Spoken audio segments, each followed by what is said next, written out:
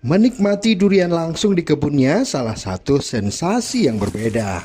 Selain mendapatkan durian yang masih fresh alias segar, Anda juga bisa melihat pemandangan hutan pegunungan dengan suara kicauan burung yang saling bersahutan. Kali ini kami akan mengajak Anda untuk singgah di agrowisata durian milik Tarmizi yang terletak di kawasan Desa Kilometer 8, Kecamatan Simpang Keramat, Kabupaten Aceh Utara. Jangan khawatir, lelah Anda akan terobati setelah melihat hamparan kebun durian montong, apalagi setelah mencicipinya. Di lahan durian seluas 4 hektar, pengunjung bisa menyantap durian sepuasnya. Di sini pengunjung akan disajikan durian fresh yang baru saja jatuh dari pohon. Ada beberapa jenis varian tanaman durian yang ditanam. Namun yang paling diburu yakni durian montong.